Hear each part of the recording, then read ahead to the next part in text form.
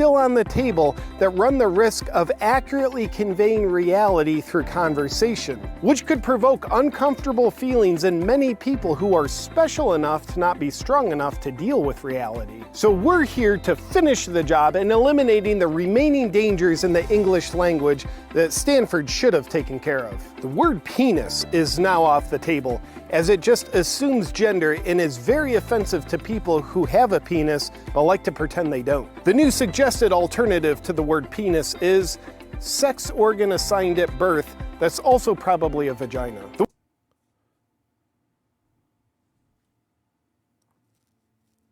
What in the world is going on here?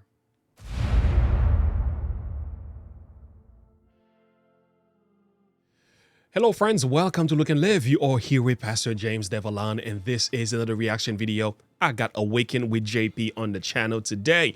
We're gonna get to this one. These words are banned now. Now, friends, if you didn't know this, USA Today has an article, and Stanford University, Stanford politically correctness, SARS deemed American and guys harmful words. No joke.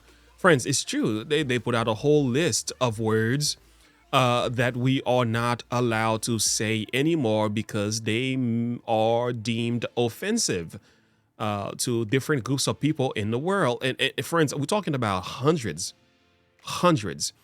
And I've said this before. If you control speech, you control words, you eventually control thoughts.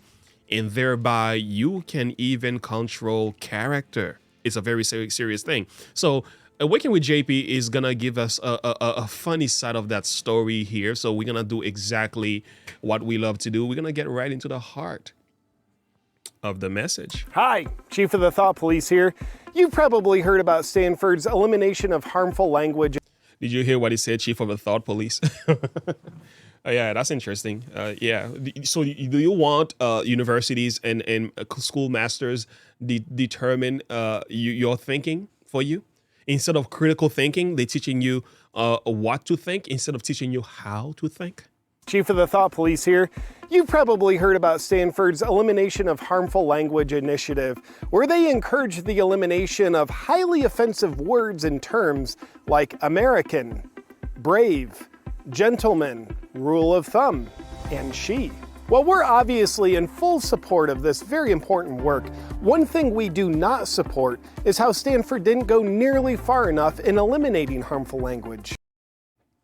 No, they went pretty far, but I know where you're going, JP. Go ahead. Stanford has not policed language nearly enough, which leaves too many words still on the table that run the risk of accurately conveying reality through conversation, which could provoke uncomfortable feelings in many people. Isn't that what language is supposed to do? And Stanford University, shame on them. First of all, you're changing these words and you're giving us new words, which is, they're not just words, they're giving us sentences and terminologies. But words were meant to define an actual term. When you speak of a man, what are you talking about by a man? Yeah, you're talking about a male. However, biologically, you want to describe a male today, you know, in today's culture, we don't even know a man from a woman anymore. So I don't even know if I could have a definition for that. But it's just that words are supposed to define an actual term so that language is easier to process that way, right? When you say equation, when you say expression in calculus, in mathematics, you're talking about a term here that from the perspective of that language or that context, we can make sense of it. So when they're redefining words, is like, and they end up giving you the definition of the words to use to replace the word, is like, oh, duh, that's why we had the word in the first place. People who are special enough to not be strong enough to deal with reality. So we're here to finish the job in eliminating the remaining dangers in the English language that Stanford should have taken care of. The word penis is now off the table, as it just assumes gender and is very offensive to people who have a penis but like to pretend they don't. The new suggested alternative to the word penis is sex organ assigned at birth that's also probably a vagina. Lord have mercy. You see, that's how far this could go. And I think eventually that's where we're headed. The word winner is now banned, as it's uninclusive to people who are shitty enough at what they do that they never win. The new suggested alternative to winner is person who is only of equal value to everyone else. Also, you no longer have permission to use the word person, as it violently assumes species. The alternative that you do have permission to use is living being of unknown species identification. Our new speak language alternatives are linguistically gain-of-function engineered to be person-first, neurodivergent, reality-defined, inclusive to all, and uninclusive to none. The confusion and the rabbit hole gets deeper. You know, I was watching something on Dr. Phil, and it was a debate about words that should be canceled. Maybe that could be another reaction video in itself, but it was really weird listening to these people. And they were saying things like master bedroom and things like that. You can't say that because it takes us back all the way to slavery and the master and the slaves. It's like, okay, so who cares? It's like, who cares? 2020, we don't care. So you should call it primary bedroom. It's like, what? Give us a break. So it's like, anyway, this is how far we are going. We become so sensitive today that you have to be careful what you say and how you say it. And people can't handle simple truths anymore. Certified to have the inability to offend anyone while conveying no usable information. The word man is now demoted to unimproved language. Men are toxic. The new alternative to use is person who is yet to transition into being a woman. This brings us to the obvious. Superman. Even though Superman... Yeah, I don't see... Yeah, that easily could become a thing. It could... Yeah, we can't use that because, you know, what is a woman? Is the big question that was asked in 2022. And, you know, many people were asked this question. They're like, I don't know what a woman is. You know, I'm not a biologist. I don't know what a woman is. It's like, you don't know what a woman is? At least come on. And we're talking about educated people here. All right. Sheesh, I should say educated fools. And bravely transitioned to bisexuality last year, he still doesn't get a pass. The new equity-based, gender super-neutral alternative to Superman is ordinary human. And don't you dare say groomer. It's highly offensive to people who want to groom children and not get caught.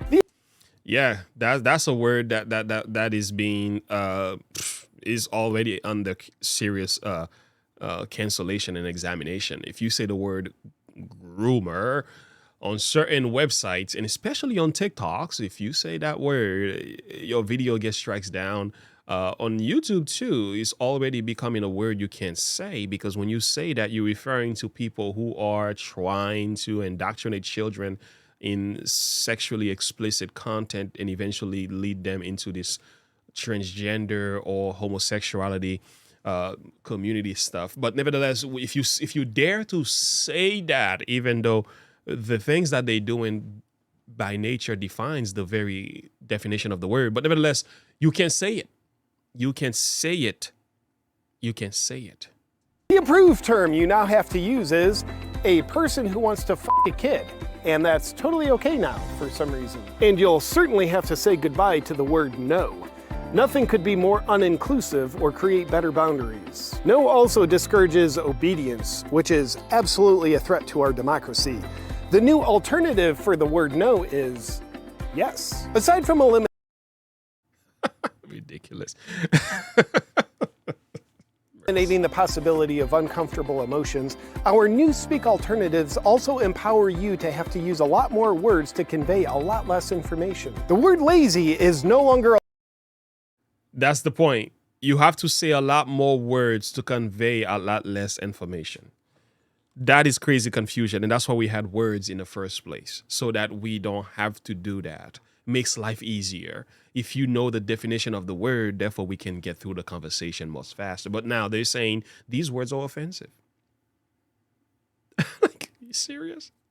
Allowed. It's highly offensive to shitbags living a degenerate life. The new and improved alternative to the word lazy is an individual who is highly motivated to do nothing. And for those who like to put their tinfoil hats on and use the word globalist, well, not anymore, because permission to use that word is revoked. Do you see a little chicken back here? I'm sure JP has a bunch of chicken in somewhere in his backyard. The new word for globalist is climate change crusader.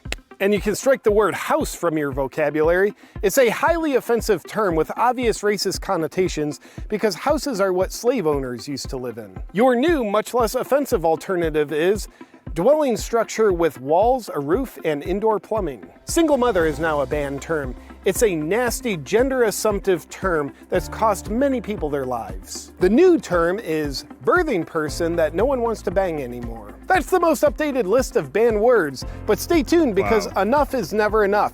So we'll be coming back to claim further territory in your mind with more words soon. And at the end of the day, with the best of intentions, Stanford with their list wants to neuter your thoughts to minimize violence that's conveyed through sensible words. But we absolutely want you to be as weak of a piece of shit as possible because it simply creates a safer space that's inclusive to all people as we evolve our way forward back into being single-celled amoebas because we care about you. And as always, your compliance with our thought policing is appreciated, and your social credit score will thank you for it.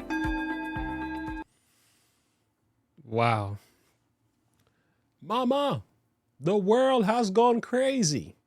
It's just, Lord have mercy. I could not believe 2023 has started on this. This list of words was 2022, but boy, the trends continue, man. That slippery slope, boy. I tell you, this stuff is bad. We've come to a place now where, these people, man, they are exactly the definition of what God speaks about when they claiming to be wise, but they become fools, right? You never read that? Let me share with you what the Bible says. The Bible says, because that when they knew God, then they glorify him not as God, neither were thankful, but became vain in their imaginations, and their foolish hearts was darkened. Professing themselves to be wise, they became fools. And now what we have is we have a bunch of people who claim to have wisdom. We have a bunch of people who say, listen, we know this and we know that and do this and do that. But they are the one confusing the world. It's like the world is more confused now than it ever was before in the name of people trying to be, I guess, inclusive and yada, yada, yada. But the thing is, the confusion has gotten worse. Things are not getting better. It's very obvious that some of these people who are coming up with all these terms and stuff, they are just they are making matters worse than they already are, man. It's sad to see. But again, they profess themselves to be wise. They became fools, man. Their foolish minds, their foolish hearts darken. It's like, that's what you're looking at. These are professors, schoolmasters, and teachers that are talking like this. I don't know, man. This is sad. Jesus has to come back. Hello, friends. Did you enjoy today's video? I hope that it was clear and I hope it was a blessing to you. And if you have, make sure you like and subscribe to the page. Click the bell icon for more of my notification uploads, okay? There are links below where you can get in touch with us, links where you can support the channel, links to our merch, and also if you want to join the community page, join the Look and Live YouTube family. And if you have any question, any prayer requests as well, we welcome all of that in the discussion. Join also our Discord page, and there are a number of things there as well where we communicate with you on a daily basis about what's happening in the channel. By the way, if you happen to be interested in the study of the word, we have a YouTube channel dedicated for that, the Look and Live Bible Studies YouTube channel. You can go and subscribe to that as well. And as always, remember to look unto Jesus and to live by faith. Have a good one. Bye.